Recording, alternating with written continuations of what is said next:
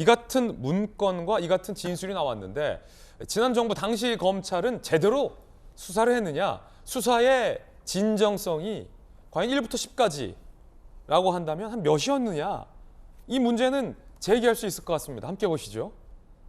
우리가 요즘 뭐 유행하는 말도 뭐 진정성이 1도 없다, 뭐 이런 얘기 하는데 그런 논란인 거죠. 이 대표 이재명 시장 선거자금 진술에도 용처 추적을 안 한 문정부 검찰. 조선일보 보도에 따르면 지난해 11월 대장동 1기 수사팀, 남욱동 대장동 관계자, 2014-2015 이재명 시장 선거자금 및 대장동 로비 용도로 42억 5천만 원을 조성해 김반백이 전달했다라는 진술을 확보했습니다. 같은 문건에 대해서 조선일보도 보도하고 있는데 앞서 서울신문은 50억, 조선일보는 42억 5천만 원. 금액적인 차이는 있어요. 그런데 당시 수사팀에서 구체적인 조사 및 추가 확인 안 했다라는 지적이 나옵니다. 개편된 수사팀이 최근 이 문건을 확보했다라는 내용입니다. 이런 건데 김영주 의원님, 네. 서울시 뭐 부시장도 해보셨지만 이 문건이, 내용증명 문건이 아까 구자룡 변호사 얘기에 따르면 우체국에 보관이 돼 있다.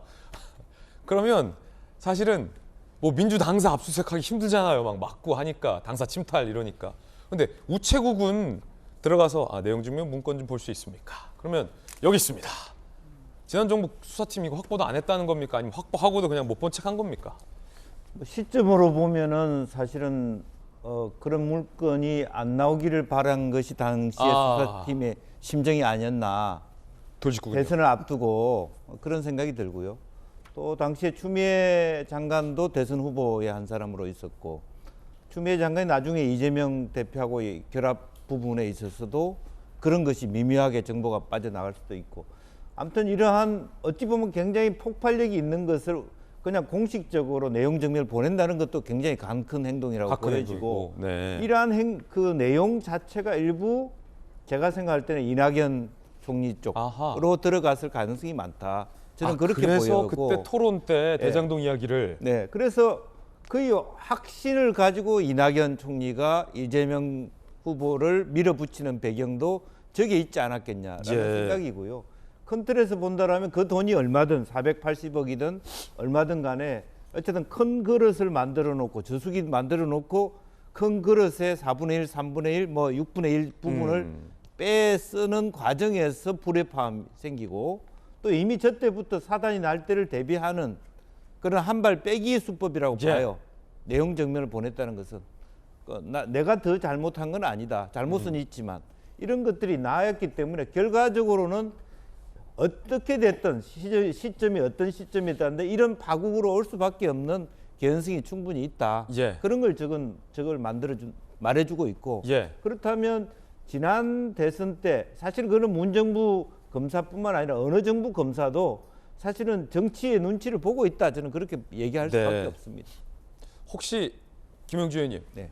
그 우체국이 이렇게 뭐 수사에 비협조적이거나 우체국이 뭐 압수수색을 뭐 거부하거나 아니면 우체국 침탈이라고 반발하거나 뭐 어렵습니까? 대한민국 우체국이 제일 약한 곳이에요. 그렇습니까? 옆에도 있습니다만. 예. 우체국 침탈 뭐 이렇게 반발 안 한다. 과거에 정보통신부부터 해가지고 지금 거의 뭐 공적 기관인지 아닌지도 모를 정도로 어려운 현실에 있는 분들이 제일 어찌 보면 좀 발언이 좀 지나칩니다만 제일 불쌍한 분들이, 많은 공직자들이 우체국 택배 하시는 분들, 우체국 우편 배달 고생은 많으시고 또 이렇게 처우는 또 그렇게 못 받으시고 하니까 누가 가져가는 것도 뭐 밑에 있는 사람들은 알 수도 없고 관심도 못 가질 정도의 약한 조직입니다. 그렇기 때문에 실제로 의지의 문제였다, 그런 거죠. 뭐 압수수색 할 것도 없이 협조하면 바로 협조가 되는 관계다. 그럼요. 그런 거죠.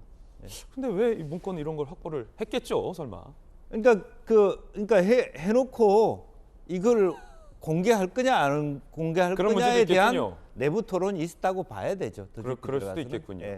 근데 작년에 제가 전 의원님. 법사위에서 본 바로는 아까 나온 그러한 수사 은폐, 사실 이게 굉장히 심했고요.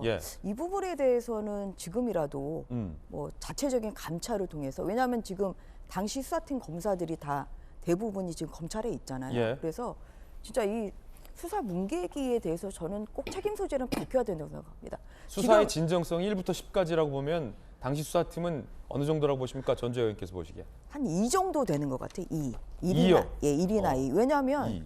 근데 뭐 여러 가지가 있는데 일단 저거 2.5는 되지 않습니까? 2. 저는 한 2 정도라고 봅니다. 단호하시군요. 예. 그래서 보면 이제 저것도 지금 작년 11월에 그 분양업자 그 42억 정도를 대장동 1단계 줬다는 그 분이 그 분양업자가 검찰에 그 내역을 지금 제출했다는 그런 보도가 있었거든요. 예. 그런데도 계속 수사를 안 하고 있는 거죠. 내역을 제출했는데도 불구하고. 예, 작년 11월입니다. 그리고 또 유동규 씨, 남욱 씨가 어떻게 얘기했냐면 그 2014년 5월에서 9월 사이에 예. 그 김만배 씨가 유동규 씨한테 재선 선거 자금으로 3억 6천만 원을 전달했다. 이것은 아무튼 선거 관리용이었다. 이런 진술을 했다는 보도가 작년에 있었어요. 이런데도 이제 하나도 이것을 파지를 않은 거죠. 그래서 이 정도 된다. 예, 그래서 이런 걸 봐도 그렇고요. 뭐 성남 뭐 시장실 압수수색도 굉장히 늦어지고 그런 걸 봤을 때는 이게 이제 대선을 앞둔 시점이었잖아요. 그래서 결국 이재명 지키기를 위해서는 불의를 봐도 눈을 감아야 되는 상황이죠, 검찰은. 예, 못 본 채 하고.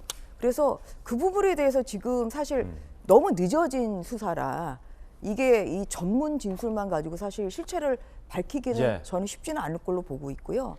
그런 면에서 이 수사를 제대로 안 한 이 검찰의 당시 수사팀에 대해서는 저는 원칙적인 그런 감찰을 좀 해야 된다. 감찰해야 된다. 거기에 대한 또 책임이 있으면 그걸 물어야 된다. 저는 그렇게 생각합니다. 전주혜 의원님의 의견이었고요. 관련된 내용이 오늘 많은 조간신문에서 보도되고 있습니다.